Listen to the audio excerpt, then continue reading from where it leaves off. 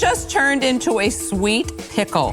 That's crazy. The lemon tastes like an orange now. Absolutely incredible. This is insanity. Oh, it does taste like an orange. Hank and Giuliano walked into the tank looking for $80,000 for 15% of their berry that can make anything taste sweet. Fun fact, this is not the lowest offer valuation-wise this season, but at $533,000, it is close. If you want to know who that prize goes to, you're going to have to stay tuned for an end-of-season video that I have coming up. In case you missed it, episode 22 is the finale. Back to this episode. Here it is. The actual berry is called a ledity or miracle berry. How it works is this berry contains a glycoprotein that binds to the taste receptors in your mouth and block anything sour. The berries are in halves in the package, and you take 1 to 2 halves, chew for 30 seconds, swallow, and boom, magic. Everything tastes sweet. According to them, it tastes like a fruit-infused popcorn, and the effect is supposed to last anywhere from 20 to 40 minutes. Now you may be thinking, okay, what's the use for this?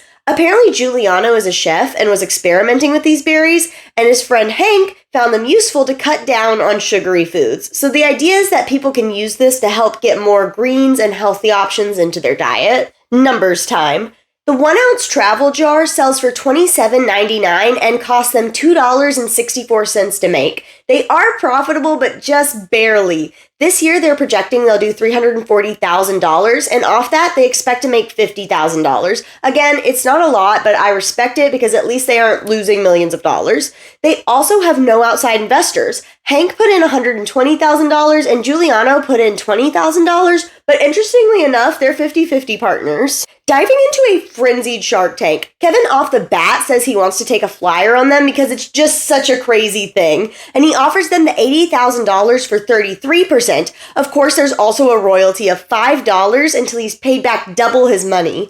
Damon has apparently found a new love for fitness, and because of that, he wants to go on this journey with them and offers them the $80,000 for only 30% and no royalty. Kevin, not to be outdone, takes his equity down to 20%, but same royalty. Then Lori jumps in with an offer of $80,000 for 20% with a different royalty of $3, but only until she's paid back her original investment.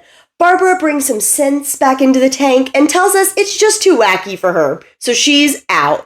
Mark wants to get into what their plan for growth is, but according to Lori, it is too late for that. Offers are on the table and it is time to make decisions. I would like to know whether or not you like my offer, because we've been sitting here. No, you have 2 other offers. You have 2 other offers. We've been sitting here a while. Can we take literally 4 seconds? No. But Mark isn't done yet and offers that he'd be willing to go in with another shark, and our tried and true team of Lori and Mark rise once again. They agree to stick to Lori's original offer, but now instead of 1 shark, they get 2. And they make a deal with Lori and Mark for $80,000 for 20% with a $3 royalty until they're paid back their initial investment. Listen, I'll tell you what, for all of you though, if you want to contact us, you get free berries. You guys get free berries anytime you want. Just let us know. Final thoughts, I'm going to be super real and say that I absolutely hate this product. I just really don't like gimmicky weight loss products, and at the end of the day, that's truly what this is. I didn't really go into Hank's whole story about weight loss with this product because I don't even want to kind of promote this as that. I'm happy Hank is happy and that he thinks this helped him, but at the end of the day, I just think stuff like this can be dangerous and can help fuel eating disorders. Also, they claim to be in the first group of people selling this berry, but that's only kind of true. If you Google the berry, you don't find a lot of people selling the berry itself, but what you do find are all sorts of miracle berry weight loss tablets. The last thing I have to say is if you or someone you know struggles with an eating disorder, you're not alone. In my link tree, I have a few different organizations that help to support those that struggle with eating disorders, so please check those out if you need them or just want to support them.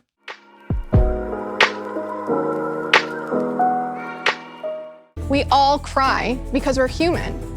Kevin, I know you have a tough exterior, but I've seen even you shed a tear in the tank. Never happens.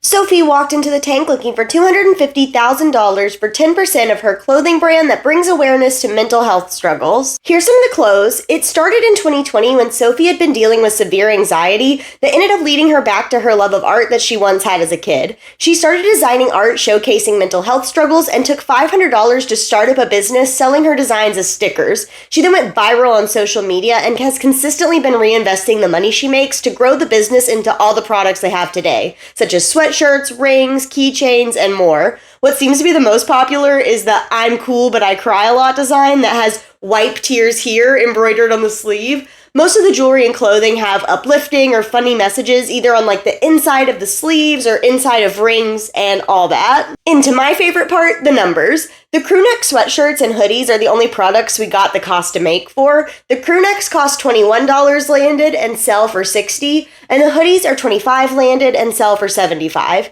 As a reminder, she started the business in 2020 with $500, and that year she did $900,000 in sales and profited $115,000. Year to date, she's done $790,000 in sales. I got an idea of a business that I want to start. I'll sell you 20% for $450,000.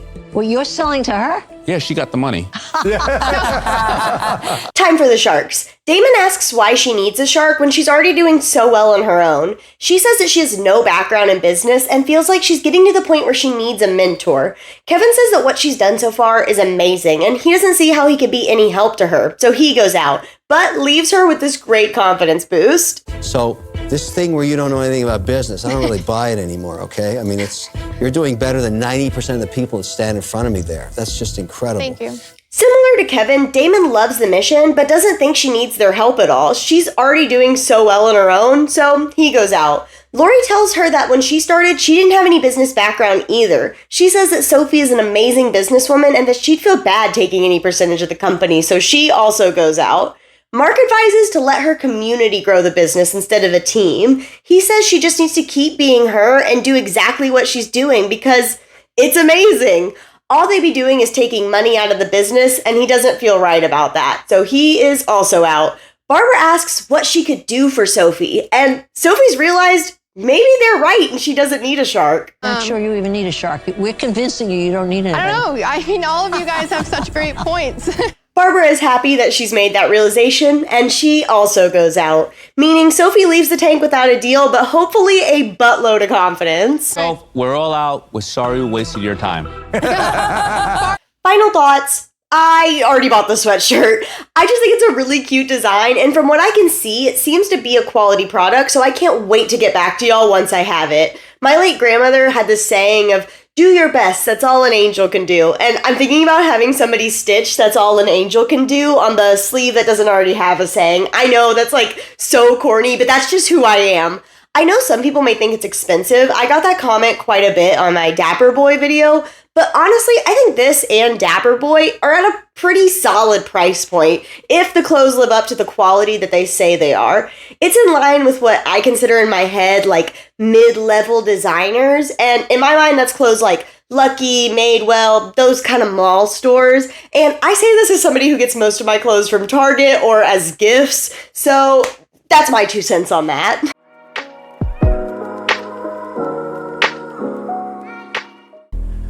No, no, no, no, no. Tomo walked into the tank looking for $250,000 for 17% of his condiment food paint for kids. Here it is, pretty self-explanatory. The little tubes are filled with either ketchup or they also have different flavors of fruit purees to have with things like pancakes. Your kid can take the tube and draw with the condiments, allowing kids to play with their food. As you can see, they've done different licensing deals with Crayola, Peppa Pig, The Very Hungry Caterpillar, and Daniel the Tiger. They used to sell only in store, and they were in about 370 Walmarts, but it seems that since the tank, they have moved to also selling online. Time for some numbers, which are honestly kind of disappointing. They come in a box of 3. Each tube has about 2 tablespoons worth of condiments in it. He sells it to consumers for around $5.46 a box, and it costs them $2.72 to make. But they're hoping to bring down production costs by using the money from a possible deal to invest in 2 pieces of machinery that will lower the cost by 60 cents. However, wholesale, they're selling it at $3.70, and honestly, Mark says it best. Okay, so your margins are awful. He started the business in 2017, and for the first 3 years, the sales were really low, around $20,000 each year. He says the low sales are due to their older packaging style that they used to have that didn't really describe what the product was. In 2021, they finally had a breakout year where they did $117,000 worth of sales. Year to date, they were only at $80,000, but he said they were projecting to end the year at $200,000. However, they didn't say whether or not they're profitable, but I would take a shot in the dark to say probably not. Again, I don't know because they didn't say, but if I had to make a guess. Into the sharks. Kevin is worried by the low sales and the fact that he's a one-man show and he goes out. I'm having that's why I want you guys. No, I get it, but I don't need a job. I'm an investor. Barbara tells him he shouldn't even be putting this in food aisles. She thinks it would work way better as a gift or novelty item. She does give him good advice, but unfortunately doesn't give him an offer. She says she has no confidence in the product, where it's positioned, or how he's selling it, and because of that, she's out. Lori thinks it's a clever idea and that there's lots he did right, but unfortunately there's not enough there for her to invest in, so she's out. Damon agrees with Barbara, saying that at the price point, he sees it more as a one-time novelty, not a consistent staple food item, and he's also out. Mark thinks their biggest issue is shelf presence and that their packaging does nothing for them. He asks if he'd consider selling them as singles, and Tomo says he's willing to try anything, and because of that, Mark decides to make him an offer. I don't believe it. Mark offers him $250,000 for 25%, and they end up making a deal. Final thoughts. I may not have a kid, but I was a kid, and a kid specifically who loved condiments. And in my humble opinion, these are way too small. I was talking to my parents about it, and they agreed I probably would have needed like 2 tubes with every meal, and maybe more. And with that pricing, that is just not something that would have happened.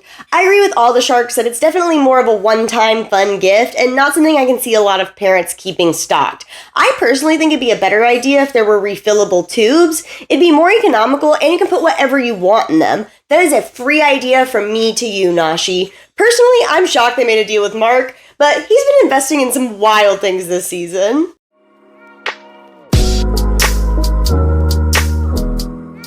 It's kind of like an elevated do-rag. You've worn a do-rag, Yeah, of Damon. You course. know how to put it on. Yeah, I know a do-rag. I mean, There you go. Keep that on, Damon. You look cool with it. Great. I'm very cool.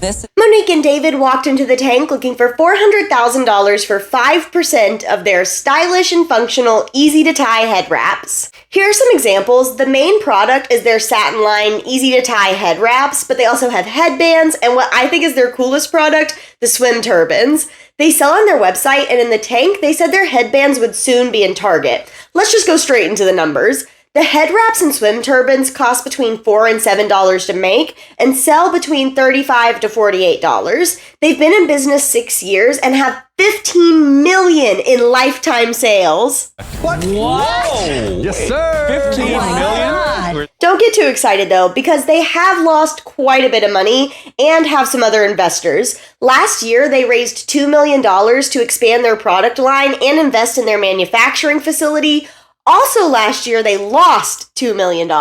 Wait. Last year you lost? I'm sorry, I heard you raised. Yeah. And then you also lost $2 million. Yeah. They say the loss is due to over-ordering inventory and that they expect to be profitable this year. They also spent $3 million in advertising last year and have about $100,000 left in the bank. On top of all of this, we find out their CAC, or customer acquisition cost, is around $30, which is incredibly high, especially considering the price point. If you don't know what CAC is, it basically means how much you spend as a company to acquire a new customer. Diving into the sharks. Barbara thinks that going into Target is a bad idea and that they should just stick to online. She also just doesn't see how she can add any value, so she's out. Kevin agrees that retail is not where it's at and advises they should be spending all their time just trying to lower their CAC, and he also goes out. The way I look at it is, no pun intended though, it looks like you're wearing too many hats.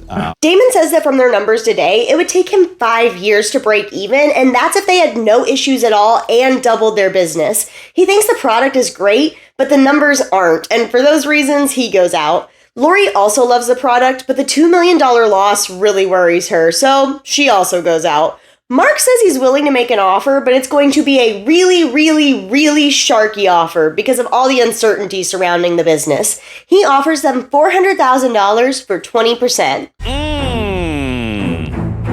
That's sharky. No, I think that's accurate. Because of all. They first counter Mark for 12% for the $400,000 and also throw out an offer to everyone, even though everybody's already gone out. The offer is doing the $400,000 as a debt deal with some form of royalty.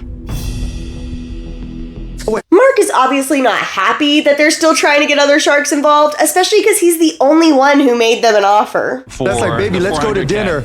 But hey. But he's still interested and revises his offer to a loan of $400,000 with a royalty of $3 on the headband and $5 on everything else until the loan is paid back. He then asks what equity they'd be willing to give up for that. They offer him 7%. Mark says, make it 10 and you got a deal. And they end up making a deal. Final thoughts. Overall, I think it's a really great product. If I had known the swim turban existed when my hair was long and I lived in an apartment with a pool, I would have had it immediately. I also love the idea of the head wraps that are easy to tie and satin lined. On top of that, they have some super cute designs. I do agree with Damon that the numbers are pretty scary as an investor, but Mark's got money to spare, and Mark got to add another Dallas business to his roster, which we know is his favorite thing to do, so everybody wins.